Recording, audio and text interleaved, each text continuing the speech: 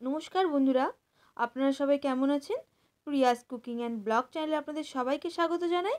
আজ বানাবো special chicken কষা বা সানডে স্পেশাল চিকেন কষা। আর এই চিকেন কষা একঘেয়েমি একদমই ভালো লাগছিল না, তাই একটু ইউনিকভাবে চিকেন কষাটা বানিয়েছিলাম। চলুন দেখে নিই চিকেন কষা বানাতে কী কী উপকরণ লাগছে। প্রথমেই আমি দেখুন 500 গ্রাম মতো চিকেন নিয়ে নিয়েছি। ভালো করে ধুয়ে আমি এতে লবণ আর সর্ষের তেল, হলুদ গুঁড়ো, টক দই মাখিয়ে রেখেছি। এদিকে নিয়ে নিয়েছি আদা বাটা, রসুন বাটা, টমেটো কুচি। আর এদিকে নিয়ে নিয়েছি 2 রকমের পেঁয়াজ কুচি। আর এদিকে নিয়ে নিয়েছি ক্যাপসিকাম কুচি, ধনেপাতা কুচি। একটা কড়া নিয়ে নিয়েছি, কড়াই দিয়ে দেবো সাদা তেল। আর পেঁয়াজ আর ক্যাপসিকামটা একটু হালকাভাবে ভেজে নেব আমি। দেখুন পেঁয়াজ ক্যাপসিকামটাকে একটু হালকা করে ভেজে নিচ্ছি।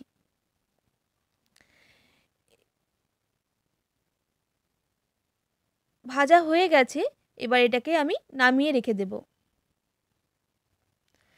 এরপর ওই কড়ার মধ্যে আমি দিয়ে দেব সর্ষের তেল। আর সর্ষের তেল গরম হয়ে গেলে এর মধ্যে দিয়ে দেব তেজপাতা, শুকনো লঙ্কা, এলাচ আর ডালচিনি। আপনারা এখানে সাদা তেলও ব্যবহার করতে পারেন, আমি সর্ষের তেলটাই ব্যবহার করছি।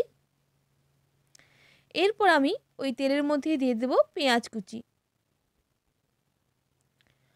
পেঁয়াজগুলোকে একটু ভেজে নেব। এরপর দিয়ে দেব, পেঁয়াজটা ভাজা হয়ে গেলে আমি দিয়ে দেব রসুন বাটা। রসুনটাকেও ভালো করে আমি ভেজে নেব। ভাজা হয়ে গেছে রসুন আর পেঁয়াজ কুচি। এরপর আমি দিয়ে দেব বেটে রাখা আদাটা। আবারও আমি কষিয়ে নেব মশলার সাথে আদা বাটাটা। মশলাটা কষানো হয়ে গেলে আমি এরপর দিয়ে দেব হলুদ গুঁড়ো পরিমাণ মতো, লঙ্কার গুঁড়ো। আবারও ভালো করে নাড়াচাড়া করে নিচ্ছি। এরপর এর মধ্যে দিয়ে দেবো কাঁচা লঙ্কা আর টমেটোর পেস্টটা। আবারও ভালো করে নাড়াচাড়া করে নেব মশলাটাকে। দেখুন মশলা কষানো হয়ে গেছে। আমি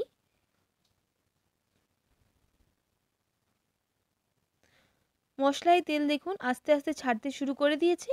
আমি এর মধ্যে ম্যারিনেট করে রাখা চিকেনটা দিয়ে দেব। এবার মশলার সাথে চিকেনগুলোকে ভালোভাবে আমি কষিয়ে নেব। একটু ঢাকনা চাপা দিয়ে কষিয়ে নিচ্ছি। দেখুন মাংসটা কষানো হয়ে গেছে।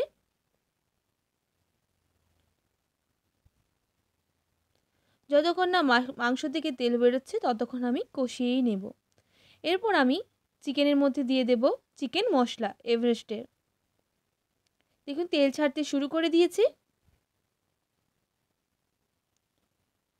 এরপর আমি দিয়ে দেব কুচিয়ে রাখা ধনেপাতাটা। আবারও ভালো করে আমি নাড়াচাড়া করে নেব। এরপর আমি দেখুন তেল বেরোতে শুরু করে দিয়েছে। এবার আমি পেঁয়াজ আর ক্যাপসিকাম ভেজে রাখা দিয়ে দেব। আবারও ভালো করে আমি মশলার সাথে চিকেনটা আর পেঁয়াজ ক্যাপসিকামটা মিশিয়ে নেব।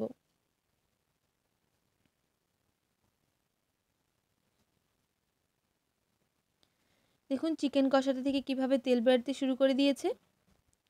চিকেন কষাটা একদম রেডি, আমি নামিয়ে নেব।